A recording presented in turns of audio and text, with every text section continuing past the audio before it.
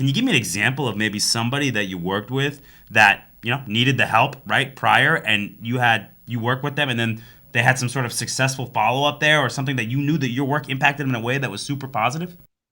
Yeah, for sure. I've being at Papa John's, I've developed a lot of relationships with franchisees over the years, and those are the type of leaders that I really work with are business owners, small business owners. But I have to tell you the one story that I'd like to share with you that holds a close place in my heart on someone that I have coached and they've gone on to do some wonderful things was the first chief diversity, equity, and inclusion officer at Papa John's, Victoria Russell. And, you know, I was there at Papa John's, the head of talent management at the time. This was in 2018.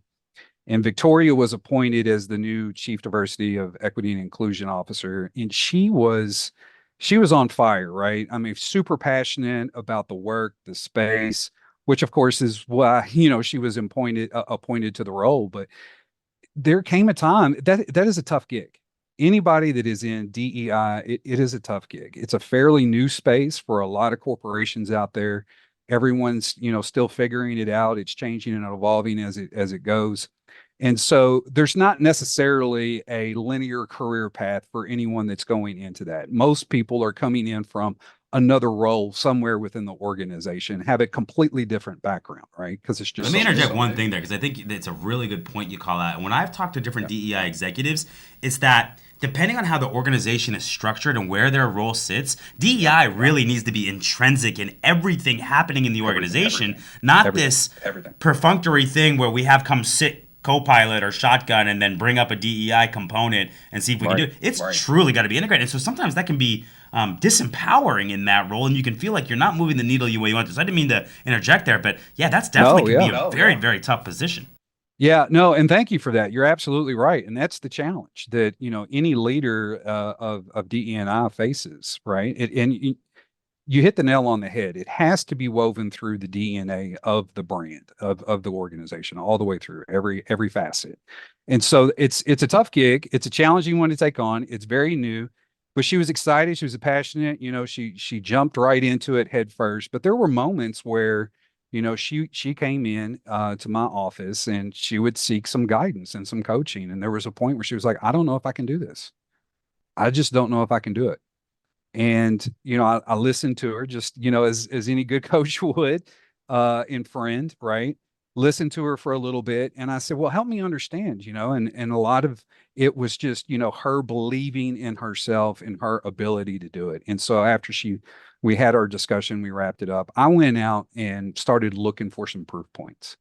Victoria was someone that was very data oriented, right? I mean, she would just cling on to the data. She would lead through the data points, the facts, to build out a business case for anything, which was a great approach, right? So, but I knew that if I was going to get through to her and make her believe, it was going to have to be through some data points. And so I uncovered some really good articles that had just come out about people, leaders coming into the DE&I space and where did they come from previously?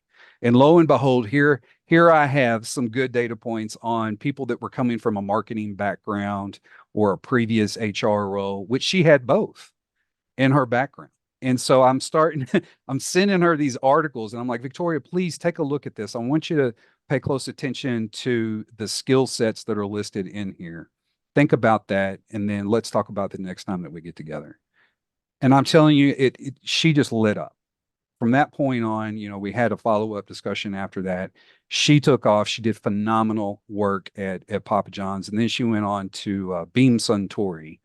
She left Papa John's and went on to Beam Suntory. I don't know if you're familiar with that brand, but Jim Beam, so Beam, Jim Beam, Yeah, right? I'm So I'm familiar with Jim Beam. yeah, We've had yeah, there you some, go. Right. So that group being Suntory, they own probably 60% of, whiskey sales worldwide.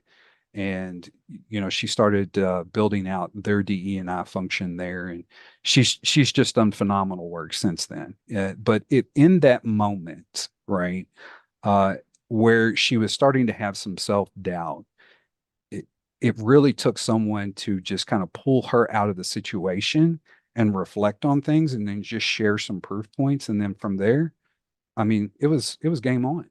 And so that's probably one of the people that I have coached over the years that I'm most proud of, that has gone on to do some amazing things. But there's plenty of other franchisees that have gone on to do phenomenal work, right? And continue to grow and scale their organizations. And they still reach out to me today to share some of the successes that they're having. And that is the most fulfilling thing that you could possibly do in my book. Love Rich. What a fantastic story. And she went from pizza to whiskey. What great career pathing. I'm sure that was part of your advice as well. That would have been my advice. Love to hear that. Great stuff.